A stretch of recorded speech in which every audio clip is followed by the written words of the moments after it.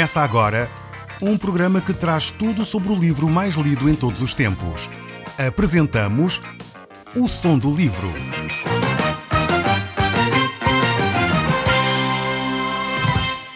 Seja muito bem-vindo. Neste podcast vai encontrar o livro mais conhecido e lido em todo o mundo.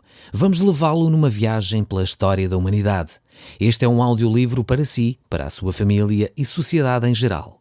Contextualização e comentários de Paulo Chaveiro. O nosso tempo aqui é dedicado à leitura da Bíblia. Nós temos estado a estudar este livro, que é o único no mundo.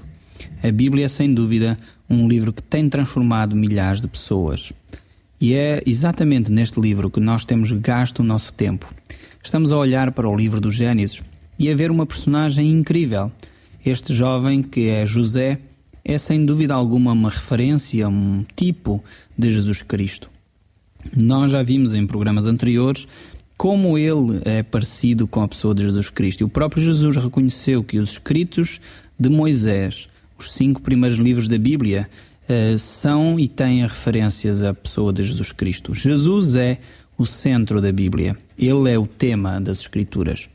Neste capítulo 41 do livro do Gênesis, nós vamos ver a pessoa de José, como ele age, pois o copeiro-chefe que tinha passado pela prisão uns tempos antes tinha-se esquecido dele.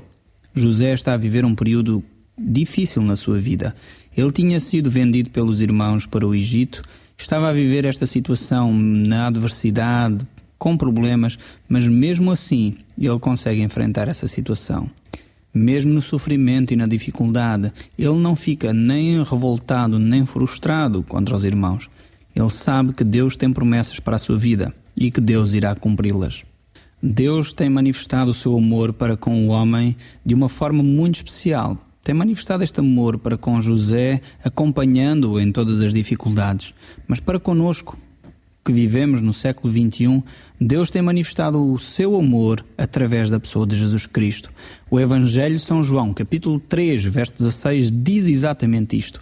Deus amou o mundo de tal maneira que deu o seu único Filho, para que todo aquele que nele crê não pereça, mas tenha a vida eterna.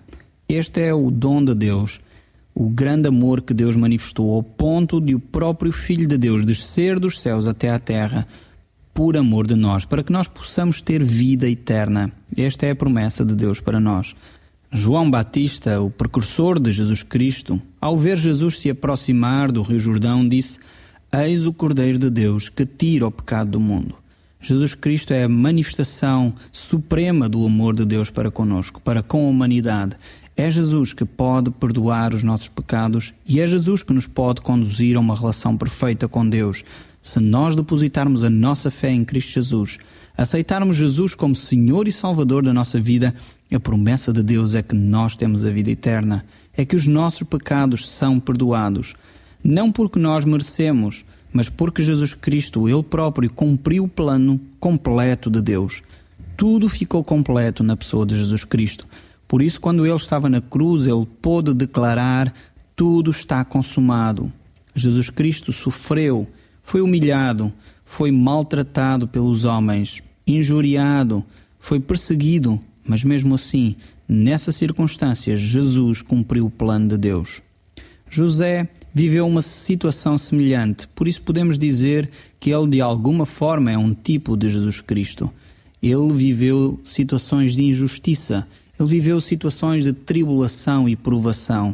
E por essa razão podemos olhar para ele e aprender lições deste jovem que viveu perseverante nas situações difíceis da sua vida. Nós podemos dizer aquilo que a palavra de Deus nos diz em Romanos 5, verso 3.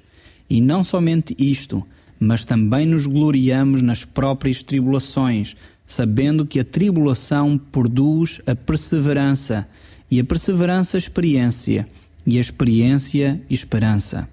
É interessante ver que José tinha esta atitude. Ele percebia que a tribulação, a situação difícil em que ele estava a viver, produzia nele alguns frutos. E o fruto da perseverança produzia experiência e essa experiência conduzia à esperança. Isto é bem verdade na vida de José e é bem verdade na vida de cada um de nós se nós nos apercebermos que as situações difíceis que nós vivemos, elas são e devem ser usadas para nosso benefício, para nós entendermos e criarmos algumas experiências. José estava a viver esta situação já havia 12 anos. Ele estava na prisão. E 2 anos passaram e este copeiro que tinha convivido com ele algum tempo na prisão se esqueceu dele. A situação continuava difícil para o próprio José.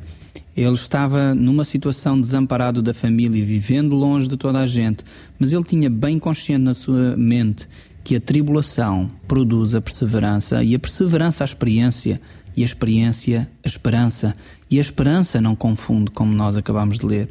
Ele conhecia bem esta expressão de Deus. Deus estava a preparar José para uma grande tarefa e ele sabia isso. Por essa razão, ele estava apreensivo por um lado com o seu futuro, mas ele sabia que aquilo que ele tinha vivido, quer na casa de Potifar, quer agora na prisão, tinha sido uma escola para ele. Tinha sido de alguma forma um estágio que Deus tinha preparado para a grande tarefa. O texto que nós vamos ler hoje encontramos-lo em Gênesis capítulo 41 e diz assim o verso 1. Passado 2 anos completos, Faraó teve um sonho. Parecia achar-se ele de pé junto ao Nilo. Do rio subiam 7 vacas formosas à vista e gordas e apacentavam no carriçal. Após elas subiam do rio outras 7 vacas, feias à vista e magras, e pararam junto às primeiras, na margem do rio. As vacas feias à vista e magras comiam as 7 formosas à vista e gordas. Então acordou Faraó, tornando a dormir, sonhou outra vez. De uma só haste saíam 7 espigas, cheias e boas. Após elas nasciam 7 espigas mirradas. Crestadas do vento oriental, as 7 espigas mirradas devoraram as 7 espigas grandes e cheias. Então acordou Faraó. Fora este o sonho. De manhã, achando-se ele de espírito perturbado, mandou chamar todos os magos do Egito e todos os seus sábios, e lhes contou os sonhos, mas ninguém havia que lhes interpretasse. Esta era uma situação bastante delicada para todo o Império Egípcio. Faraó estava perturbado com estes sonhos que ele havia tido e ele não sabia o que eles significavam. Naquela época era comum as pessoas receberem revelações de Deus através dos sonhos, e por essa razão Faraó estava mesmo perturbado. E os magos e os sábios daquela época não sabiam a interpretação. E isto talvez dá-nos uma dica também para os nossos dias. Muitas pessoas hoje procuram interpretações em sonhos e em situações com ocultistas e astrólogos e outras coisas para detectar e saber o que vai acontecer no futuro. E é interessante ver que estes homens não conseguiam saber aquilo que Deus tinha para o futuro. Isto talvez deva ser um alerta para todos aqueles que procuram entender o futuro em muitas coisas ocultistas. E estes homens magos, estes homens ocultos lá da terra do Egito, não souberam interpretar o sonho que vinha de Deus. Se nós queremos mesmo saber qual é a vontade de Deus para a nossa vida, não vale a pena procurar em coisas ocultas. Não vale a pena andar constantemente em horóscopos e outras coisas, procurando em coisas ocultas o que vai acontecer no futuro, nos astros ou aqui ou ali. Quando Deus fala, só os homens de Deus podem interpretar o que vai acontecer. E era o caso aqui. Faraó e os seus magos não sabiam o que ia acontecer no futuro. Os homens que supostamente conheciam as coisas ocultas não podem revelar o futuro, pois o futuro pertence a Deus, como diz o povo, e muito bem. O apóstolo Paulo diz na sua primeira carta aos Coríntios, no capítulo 2, verso 11 até 16, ele diz uma coisa que revela exatamente o que Deus quer que aconteça nas nossas vidas. As coisas de Deus ninguém as conhece, senão o Espírito de Deus. Ora, nós não temos recebido o Espírito do mundo, e sim o Espírito que vem de Deus, para que conheçamos o que por Deus nos foi dado gratuitamente. No verso 14 ele continua e diz: Ora, o homem natural não aceita as coisas do Espírito de Deus, porque lhe são loucura, e não pode entendê-las, porque elas são discernidas espiritualmente. Porém, o homem espiritual julga todas as coisas, mas ele mesmo não é julgado por ninguém. Pois quem conhece a mente do Senhor, que o possa instruir? Nós, porém, temos a mente de Cristo. Esta é a atitude de quem procura entender as coisas de Deus. Tem de ter a mente de Cristo, tem de ter a vida de Cristo nele próprio. Faraó estava muito perturbado. Ele não sabia como resolver esta situação. E voltando ao livro do Gênesis, vamos ver então que Faraó mandou chamar a José e fizeram saí-lo à pressa das masmorras e se barbeou, mudou de roupa e então foi apresentar-se a Faraó. A situação era uma situação difícil. Faraó não sabia o que significavam aqueles sonhos. Por isso teve necessidade de recorrer a alguém que sabia mais do que ele. Nessa altura o copeiro lembrou-se que havia um homem, um jovem, quando ele esteve preso, que interpretou os seus sonhos e falou isso ao rei. E o rei Faraó então mandou chamar a José, que estava no cárcere. Quando José se apresentou diante de Faraó, ele poderia ter pensado, bem, esta é a grande oportunidade que eu tenho de brilhar. Vai ser a oportunidade para eu sair da prisão. Mas José continuava a ser um jovem humilde, um jovem que esperava a vontade de Deus, um jovem que aguardava que fosse Deus a dirigir a sua vida. Por isso, quando ele se chegou ao pé de Faraó, em vez de ele dizer, sim, eu posso desenvolver isso, eu posso saber qual a interpretação, eu sou mais sábio do que todos os outros, não. Ele reconheceu que era Deus que fazia isso. Não está isso em mim, disse ele a Faraó, mas Deus dará a resposta favorável a Faraó. José não era um médium, nem era um paranormal ou um sensitivo, ele era um homem dependente de Deus. Ele simplesmente queria interpretar fielmente aquilo que Deus tinha revelado. Por isso, apresentou-se diante de Faraó, não com as suas capacidades, mas humildemente, sabendo que ele poderia ser instrumento de Deus. Um grande estadista inglês um dia disse sobre a questão de os estadistas saberem o que vai acontecer para o futuro, fazerem previsões exatas do que vai acontecer. Ele disse que um grande estadista é medido pelo conhecimento que ele tem do rumo que Deus dará às coisas nos próximos 50 anos. E isto é interessante, porque é pena que muitas vezes os políticos e os estadistas não procuram em Deus a orientação para a vida das sociedades. Procuram no seu conhecimento, procuram nos seus afazeres, procuram talvez aqui ou ali, mas não aquilo que Deus tem para eles. Aquilo que Deus tem nunca falha. Por isso podemos recorrer a Deus. Deus é todo Ele sabedoria. Ele conhece bem a humanidade e Ele pode dar um rumo à humanidade se nós buscarmos a vontade de Deus. Se nós o buscarmos com oração, Deus vai revelar aquilo que Ele tem para cada um de nós. Por essa razão Ele deixou a Bíblia escrita para nosso ensino, para nós vermos aquilo que Ele quer fazer com a humanidade. José foi então levado diante do rei do Egito e então encontra-se ele ali nesta situação. E ele vai começar a interpretar os sonhos. No verso 29 em diante ele diz: Eis aí vêm 7 anos de grande abundância por toda a terra do Egito.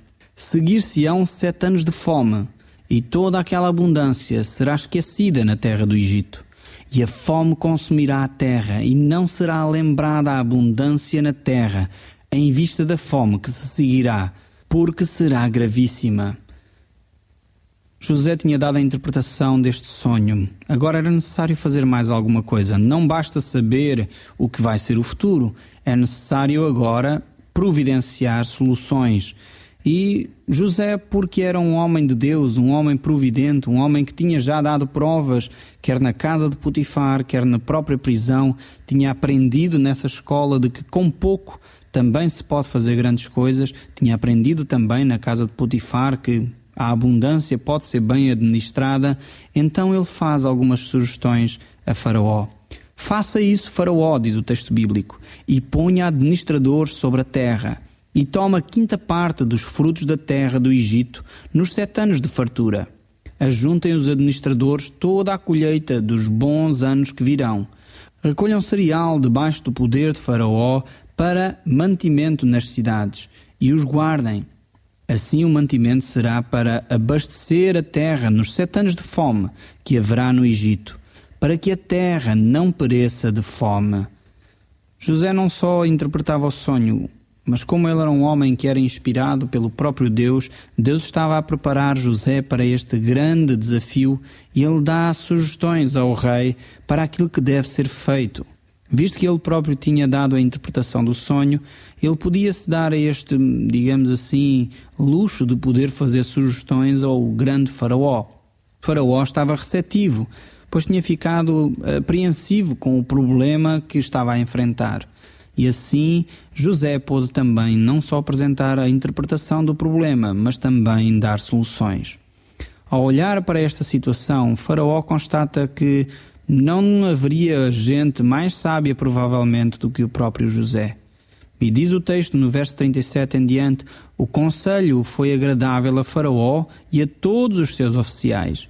Disse Faraó aos seus oficiais: acharíamos porventura um homem como este, em quem há o Espírito de Deus? Esta foi a constatação do Faraó e dos sábios. Não só que ele tinha ideias claras sobre como resolver os problemas, mas também e acima de tudo que era o Espírito de Deus que estava nele. E isto é algo que para mim pessoalmente me fascina. Como era bom que as outras pessoas possam reconhecer em nós que temos o Espírito de Deus, esta mesma atitude, que Deus está em nós. Pela nossa atitude, pelas nossas palavras, pelo nosso comportamento, pelo nosso viver diário. José tinha esta característica, ele sabia estar no bem, mas também sabia viver com o pouco. Deus tinha usado essas duas situações, quer na casa de Potifar, quer na própria prisão, para o preparar para uma grande administração. Praticamente ele viveu o mesmo tempo na casa de Potifar e na prisão que iria agora enfrentar como governador do Egito. Ele tinha passado aproximadamente 7 anos na casa de Potifar e os mesmos 7 na prisão. Assim ele tinha aprendido a administrar os bens com fartura, mas também a administrar aquilo que era pouco.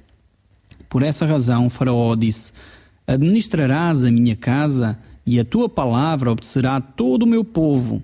Somente no trono eu serei maior do que tu. Disse mais Faraó a José: vê que te faço autoridade sobre toda a terra do Egito. Então tirou Faraó o seu anel de sinete da mão e o pôs na mão de José.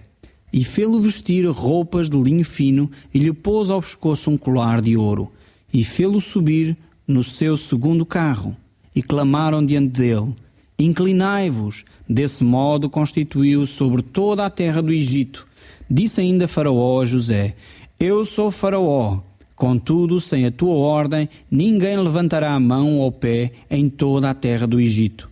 E a José chamou Faraó de Zafnat-Paneia, e lhe deu por mulher Asenat, filha de Potifera, sacerdote de On, e percorreu José toda a terra do Egito. Este era o grande objetivo que Deus tinha para a vida de José. Ainda não estava concluído, certamente. Ainda há algumas coisas que nós podemos ver e certamente iremos ver na vida de José. Mas Deus tinha um plano supremo para a vida de José.